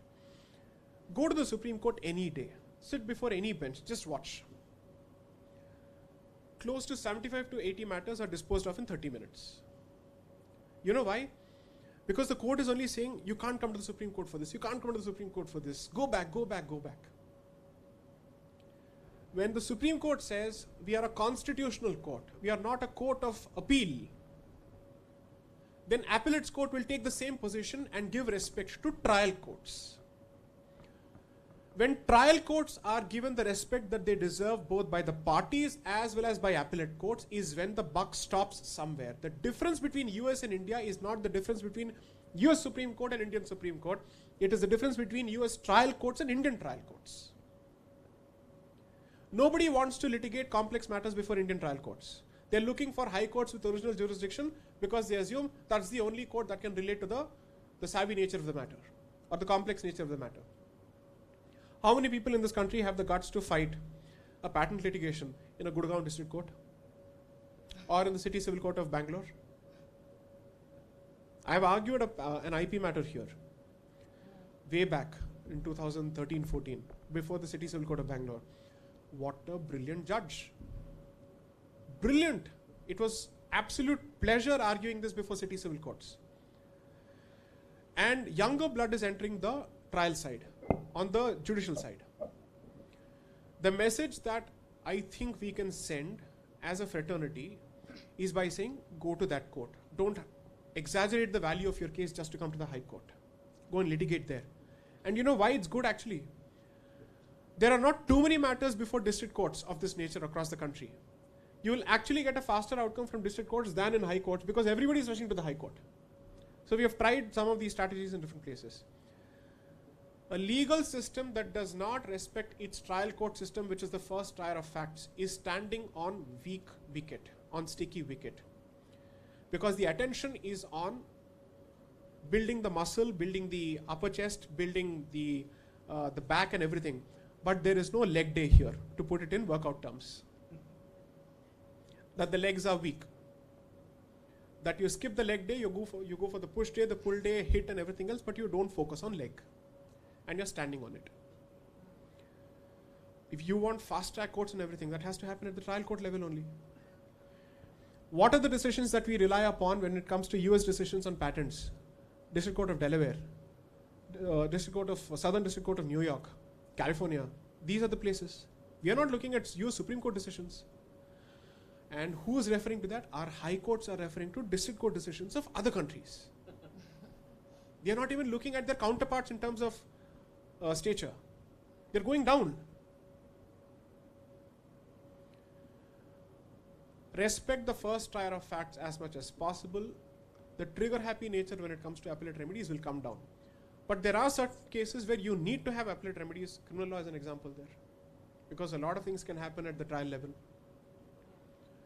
The more you strengthen that process, how many people want to apply for research positions or clerkships or researcherships in trial courts? Ask it from a very honest perspective, even in your own law school. You want a Supreme Court clerkship or researchership or the High Court because that opens doors for LLMs or a law firm. Can you go to a district court and do this? The Supreme Court or High Court only. Exactly. You want that culture, let it start here. Law schools must actually tie up with district courts for two reasons. Show students what is trial court practice, and two, that's where the law is made. So send them to assist the judges there because they don't have the budgets to actually engage researchers. They don't have the money for it. I know several judges who pay out of their own pockets to engage people to assist them with research. You guys can do. Go ahead, do it. You learn. Over and out. Thank you.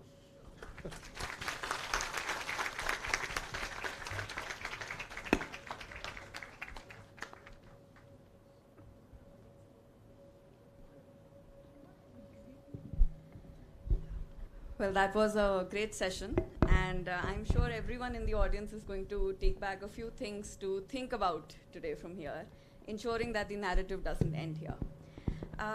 On that note, on behalf of our Deputy Director, Dr. Narayani, the Placement Cell, and the School of Law at NMIMS Bengaluru, I extend heartfelt gratitude to Mr. J. Sai Deepak for agreeing to honor us with his presence here today and addressing our audience about the importance of value addition and the upcoming realities of the profession. Thank you, sir. Our gratitude is also due to Mr. Prasanna whose vision for the LRT and SOL Bengaluru made this event a reality. Thank you, sir. Also, the entire NMIMS management, we are very thankful for your constant support in making these visions for such endeavors a reality. Thank you. Before we formally close the session today, last but not the least, our participants, my worthy colleagues, faculty members, and students, thank you for being a wonderful audience. I would like to request Mr. Eklavya to kindly present a token of regard to our guests for the day.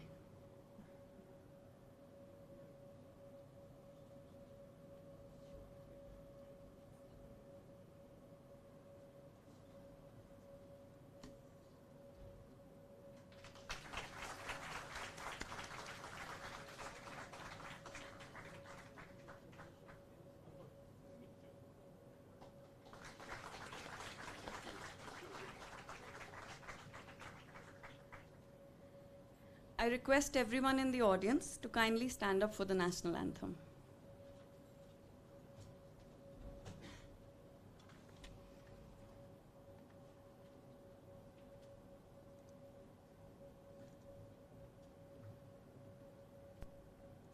जनगण मन अधिनायक जय हे भारत भाग्य विधाता पंजाब सिंध गुजरात मराठा द्राविड उत्कल बंगा विंध्य हिमाचल यमुना गंगा उच्चल जलधि तरंगा तव शुभ नामे जागे तव शुभ आशीष मांगे गाहे तव जय गाथा जन गण मंगलदायक जय हे भारत भाग्य विधाता जय हे जय हे जय हे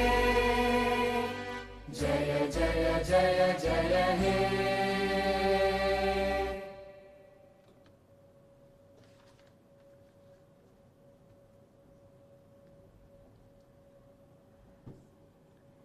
I request the audience to please continue standing so that we can take a group photograph